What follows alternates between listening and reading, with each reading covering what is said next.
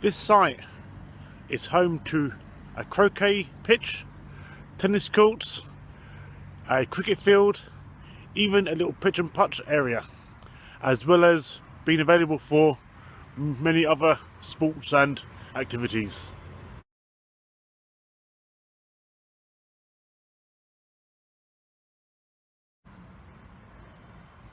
The area was even used for grazing until the 1920s.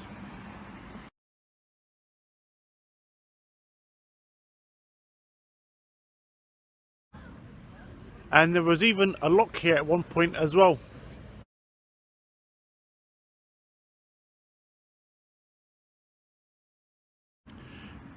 This place is even home to the Royal Company of Archers, who are the King's bodyguard whenever he's in Scotland.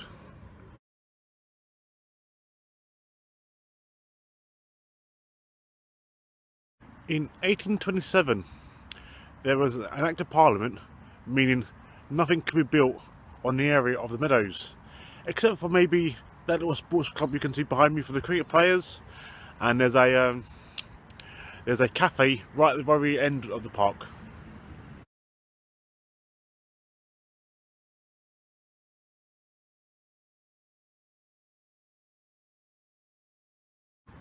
Noted for its elm trees, some of them throughout the years have fallen victim to Dutch elm disease, which to me that doesn't sound too good.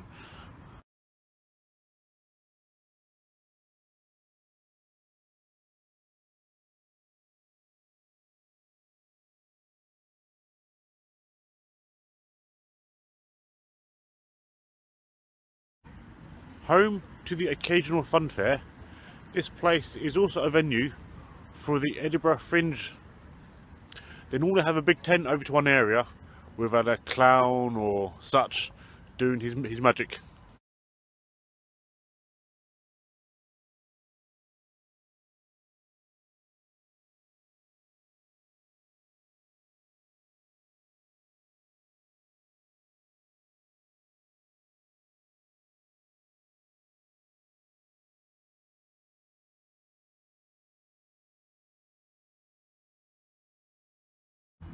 During World War II and for a little bit afterwards, they had over 500 allotments on this site, doing their little bit, dig for Britain and all that.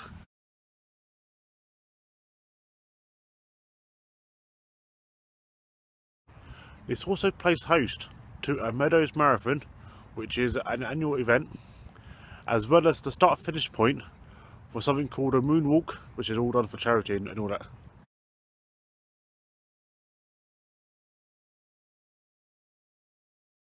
For my last fact, is actually going to be a little story, and technically it's not in the Meadows, it's just outside, but I can't tell you, I can't go throughout the whole series of a tour in Edinburgh without at least telling you this story.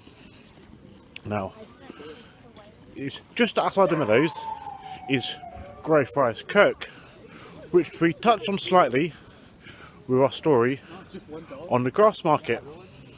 Now, we also mentioned in Princess Street Gardens about Bum the dog, about how come San Diego was twinned with Edinburgh because of a dog story. Well, the story I'm going to tell you now is the other end of the dog story. Now, there's a little terrier, Scotch terrier I think it is, who his owner was, I think it was a night security guard or police security guard or whatever for the local area or for the church or such. Well, the owner died and was buried in the courtyard. Well, for some reason, how the dog knew, don't fully know, but for many years, this dog stayed by the graveyard, by the gravestone, and didn't move, and eventually he became a sort of local legend, fed by locals and such, and then eventually, now after the dog died, The dog was then given a grave and a gravestone next to its owner. Now, and that you may be aware of the story. Well, that's Greyfriars Bobby. So you'll see some pictures now.